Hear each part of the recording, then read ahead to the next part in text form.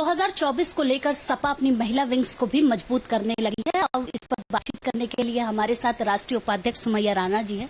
किस तरह की तैयारी हो रही है? देखिए, क्योंकि महिला सभा का एक बड़ा रोल है देश में, आधी आबादी का आप समझ सकते हैं एक महत्व है, और इसी को लेकर के हमारे राष्ट्रीय अध्यक्ष ने महिला सभा को इस बार कुछ इस तरह से गठित किया है कि उसमें नीचे तबके से लेके, मतलब निचले स्तर से लेके और ऊपर तक ऐसे लोगों को शामिल किया है, जोड़ा है, खासकर कि जो लोग एक्टिव हैं ग्राउंड लेवल पे, और जो कुछ लोग ऐसे भी हैं उसमें जो टेक्निकली साउंड हैं, जैसे कंप्यूटर पे काम कर लेते हो, सोशल मीडिया अच्छा हैंडल कर सकते हो। तो एक ऐसा कॉम्बिनेशन तैयार किया है जिससे ग्राउंड पे भी काम होता रहे और टेक्निकली भी वो साउंड रहे हमारी महिला सभा। और खासकर महिला सभा को स्ट्रांग करने का एक सबसे बड़े जो तात्पर्य है वो ये है कि महिलाएं घरों के अंदर तक दाखिल हो सकती हैं, और महिलाओं जो हमारी आधी आबादी वोटर है उनको महिलाओं को ज्यादा अच्छे से कन्विंस कर सकती हैं। तो इन सारी चीजों को देखते हुए इस बार की महिला सभा की टीम मुझे लगता है कि बहुत बेहतर है और बहुत अच्छा करेगी आगे। 2024 का चुनाव काफी महत्वपूर्ण है सपा के लिए भी, तो क्या तैयारी के लिए निर्देश दिए हैं? क्योंकि डिम्पल यादव के साथ आप लोगों की मीटिंग हुई थी इस पर।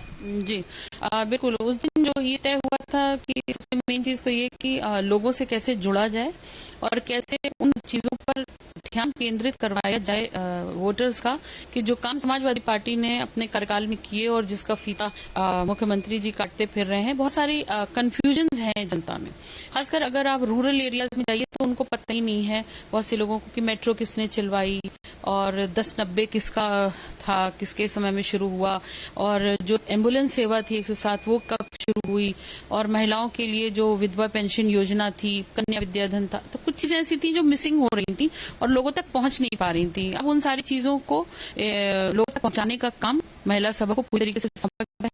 और उसके अलावा देखिए 2024 का चुनाव बहुत सारी चीजों में मायने रखता है और इम्पोर्टेंट है, क्योंकि जिस तरीके से 2022 में तमाम से जिलों से खबरें सुनने में आई और प्रूवन है ये सारी चीजें कि किस तरह से घपलेबाजी हो जाती है, तो अब बहुत सारी चीजों को नजर में रखते हुए और एक मजबूत टीम बना के हम मैदान में आ रहे हैं।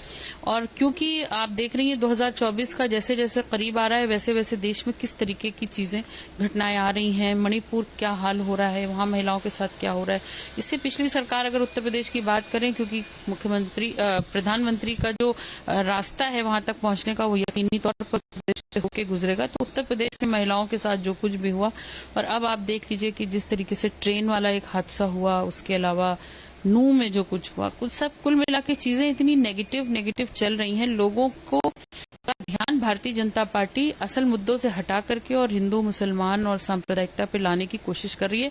हमारा एक ही मिशन है कि हम लोगों को जागरूक करें शिक्षा के प्रति, उनके अधिकारों के प्रति, महिलाओं के सम्मान के प्रति, और यहाँ पर जो भी है हमको जो कुछ भी हमारे संविधान ने दिया है हम उसको किस तरीके से यूटिलाइज कर सकते हैं और कैसे ऊपर आ सकते हैं, इस पर हमारा फोकस रहेगा। सपा का गठबंधन इंडिया के साथ है जिसमें राहुल गांधी एक अहम भूमिका निभा रहे, अब उनकी सदस्यता बहाल कर दी गई है, तो कितनी खुशी है आप लोगों को भी और क्या कहना चाहिए इसमें?